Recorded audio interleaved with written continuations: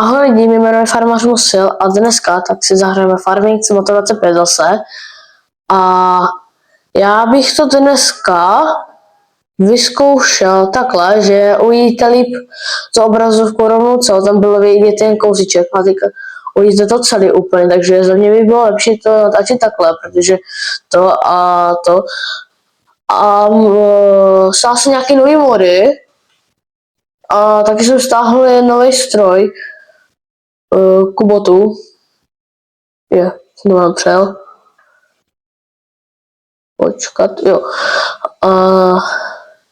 Takže se zvědavej.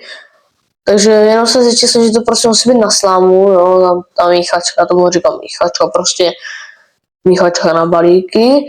A takže, jako jo, to je dobré, akorát to může jen 20, jako v realitě to také může jen 20, ale já bych chtěl ještě si koupit auto, normálně tam to bude prostě na odvážení jako pracovní.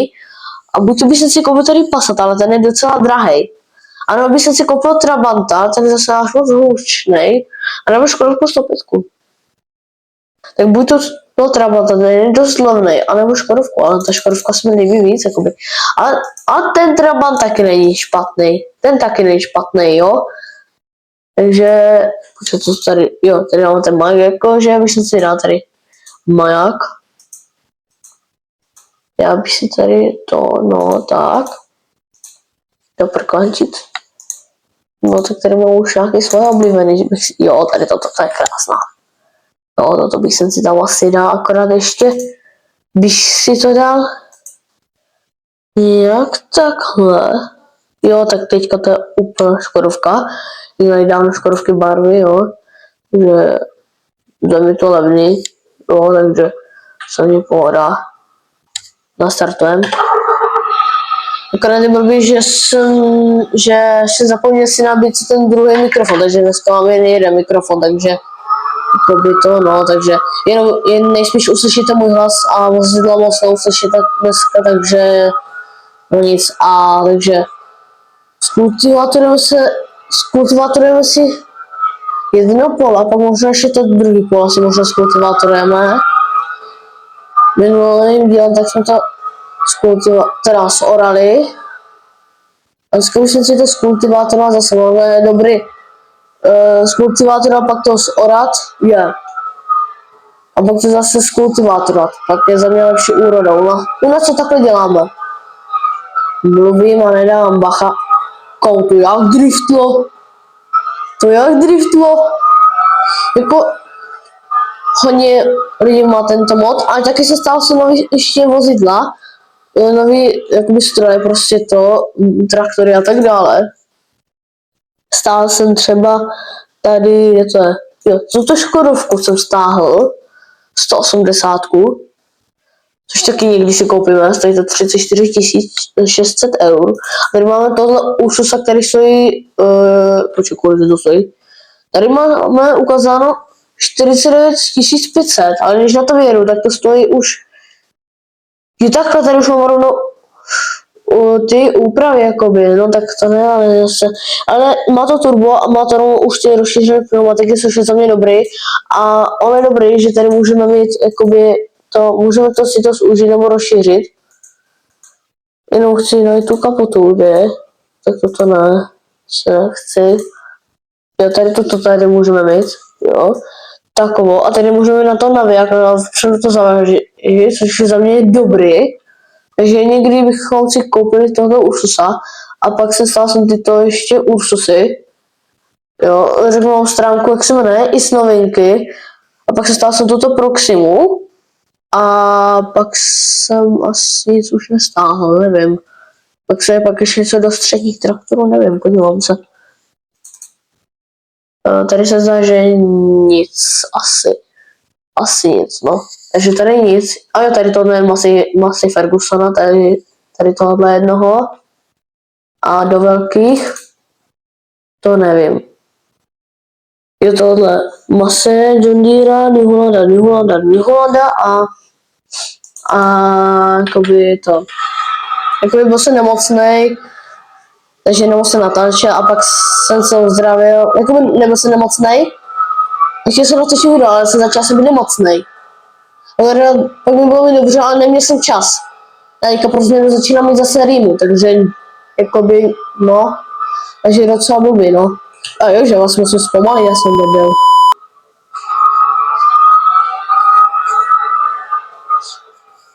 Pardon, to jsme neslyšeli, pardon.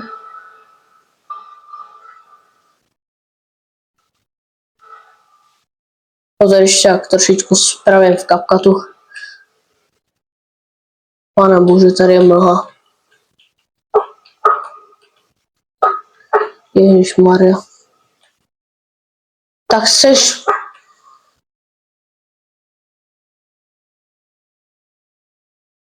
Tak jeď, máš tady uvolněno, tak co chceš víc?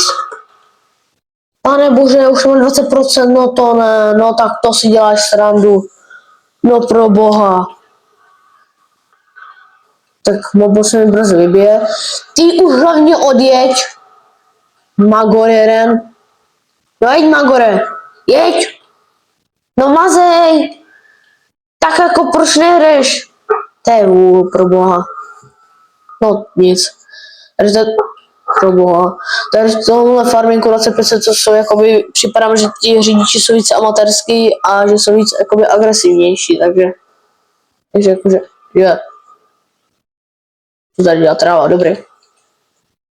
Takže tak no.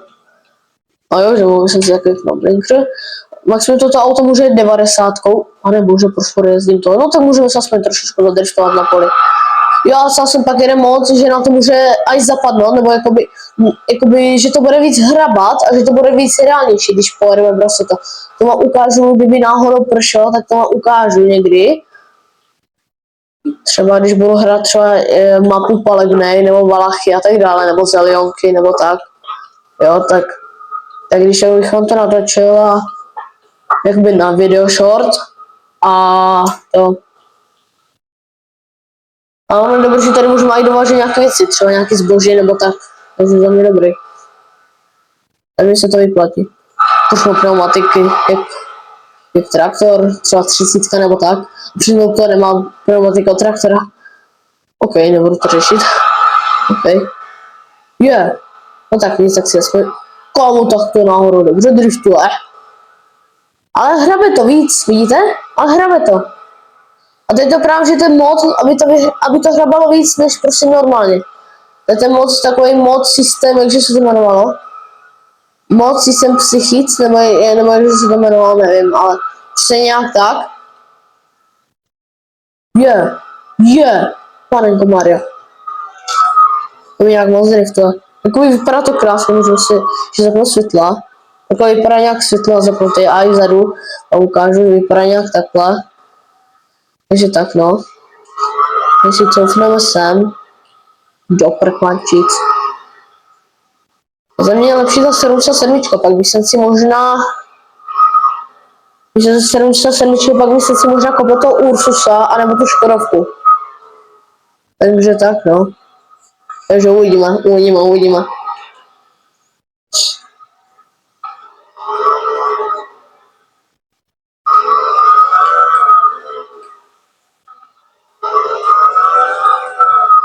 Wow. Pomaličku.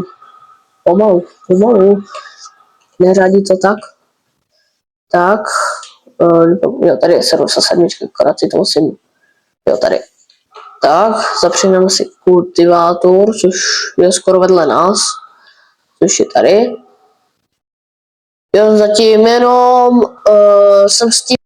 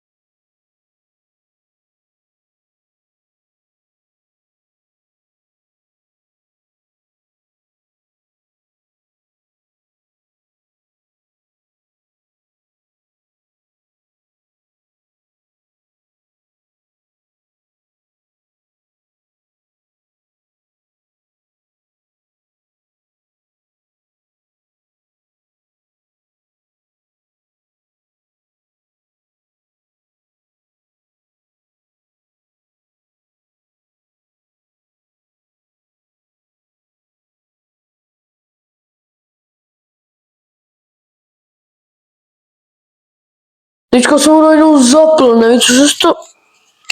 Počkat. Já jsem ho zapl a zase chcípl. Tak si děláš srandu, jo? Oba dva mikrofony vybity.